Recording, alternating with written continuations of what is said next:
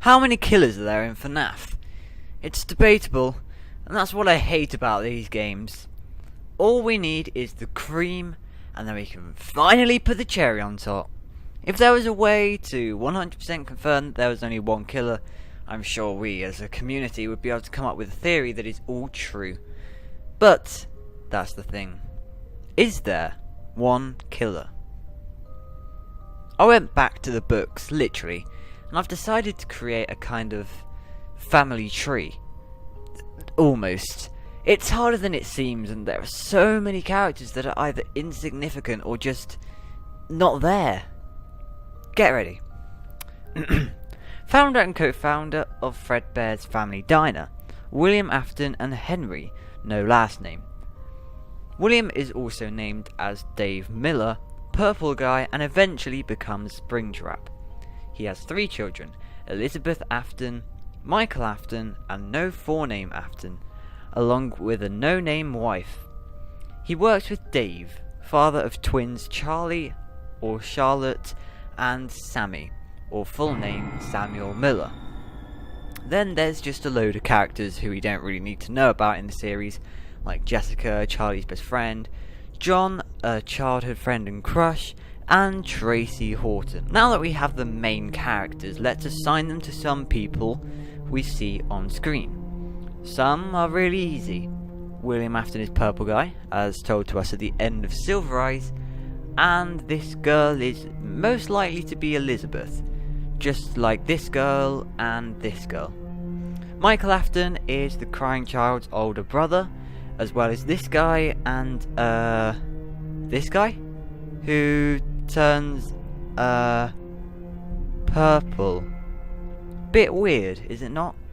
I've clearly overlooked something. There are 2 purple guys in the equation, or even better, 1 purple guy and 1 pink guy. But then we're left with orange guy again. Oh, I want to cry.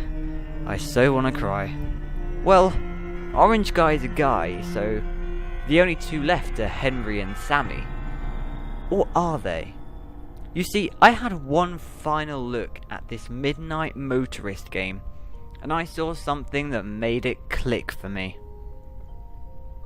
The max speed you can go in the minigame is 200 miles per hour. 200! That is insane. For a normal person, at least. That's right, this guy is not normal. Which you could have guessed, he's solid orange for God's sake. But the backstory of the Aftons is a way more depressing story than we have all first thought of. This is Richard Afton. Never heard of the name before? No, neither have I just made it up. But seriously, this is the abusive father of William Afton. And here's the evidence. Firstly, it's clear if you're going at 200 miles per hour on a motorway, you are also drunk. What supports this is the pub that we see called Junior's. When he tries to go inside, the man outside tells him he is not allowed in. Has he been served too many drinks, maybe? This orange guy seems the sort of age as the purple guy, so as the person in this chair looks like a young boy, and he is home before orange guy, it's clear that this is the son, William Afton. Of course, this is way back in the past, possibly in the 1950s. You can see the architecture designs of both Junior's and the house show 1950s work. Television inside the house is also in 50s style television. Also, it can't have been the 1970s or 80s because there's no reference to any FNAF thing from the previous games. Yes, there's no FNAF reference in this minigame.